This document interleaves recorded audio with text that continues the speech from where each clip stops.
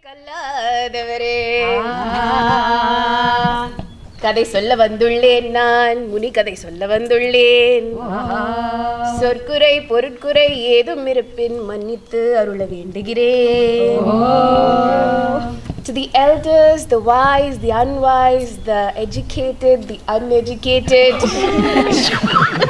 As I tell my story, if I stumble along the way, please forgive me and bless me before I begin. Sita Kalyana Vaibhogame. It was a grand wedding in an old village in Tamil Nadu. And the groom, he was in a white, crisp shirt and a veshti. Now, I don't know how many of you know a veshti. Kovlan is going to wear it on the last day. It's a single piece of cloth that you tie around your hip. And the groom's nose was firmly in the sky. Now, our bride, just like me, she was wearing a lovely red sari with a thin gold border, and she sat with her head down. She was shy, or at least she was acting shy, like me. So in that wedding, on that day, as soon as the tali was tied, what is the most important thing at a wedding? Food! Food, exactly!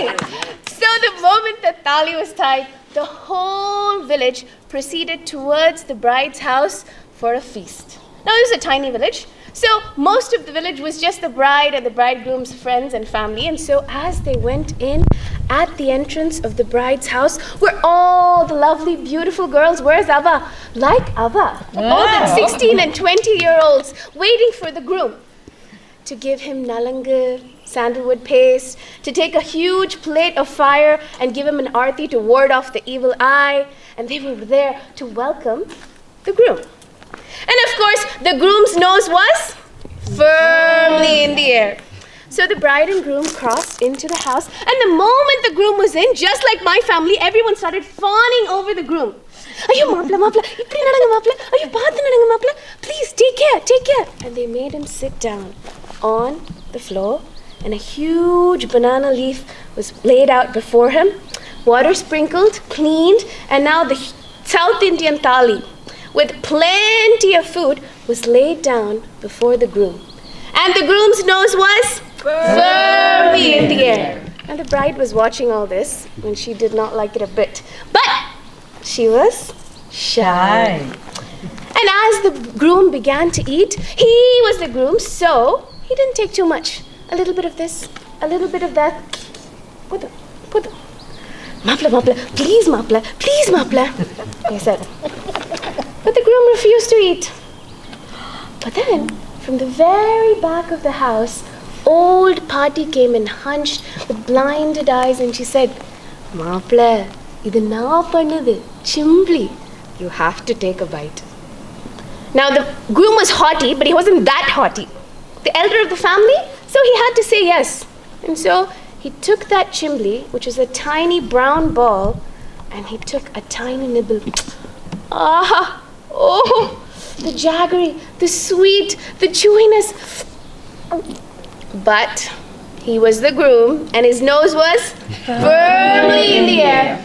So, podo.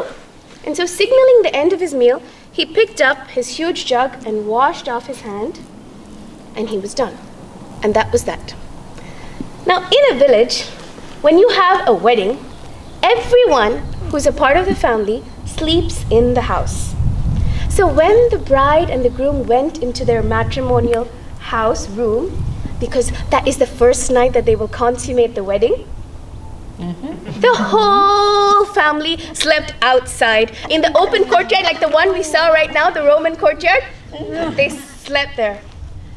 And in the maapla went with so many desires. He was waiting for this day. And there was a beautiful bed and long garlands of jasmine hung. And maapla, oh, he was ready. Now the bride, she came in, she took one look at him, took all the milk, gobbled up all the aphrodisiac, all the fruits that they had laid out for that night, and she turned over and went to bed. Serves him right. Now maapla went in, and he hoped maybe after a while, she'd change her mind.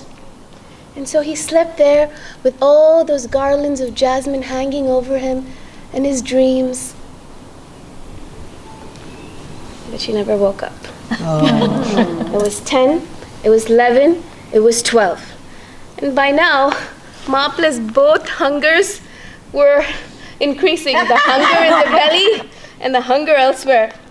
But by 3 a.m., Mapla was very, very hungry. And all he just wanted to eat. He should have eaten before, shouldn't he? So, he called her out. Hey, Hindi. She said, hey, Hindi, pasikidri. And she turned away.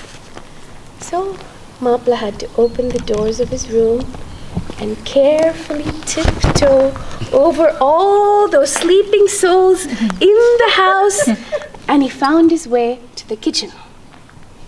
But like any proper Indian household, all the vessels were cleaned, washed, emptied, and absolutely empty. But just then, there was a whiff, some smell in the air. Oh, that chimbly that Party made, she ground with her own hands somewhere. So Mapla started following it. And he followed it past the larder, past the corridor, into the backyard where all the cows were there. And there, in the middle of the backyard, was a huge grinding stone. And in that grinding stone were the remnants of a little sweet chimbly. So, of course, what did Mapla do? He dove in and he licked and he licked and he licked and he licked and he... Ah, papa. Ah.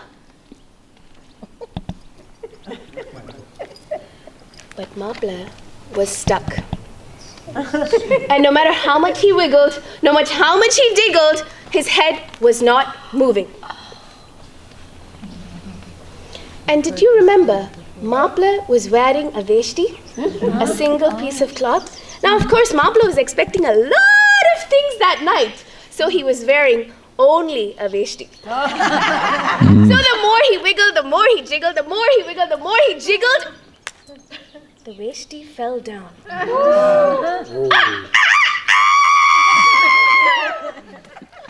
Party woke up. It was time to milk the cows. So Party came out of that house. She walked past the larder. She walked into the corridor. She walked into the backyard. Who's kept the bucket here?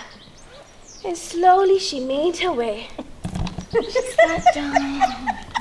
And she milked. And she milked. And she milked. And she milked. But alas, there was no milk that day.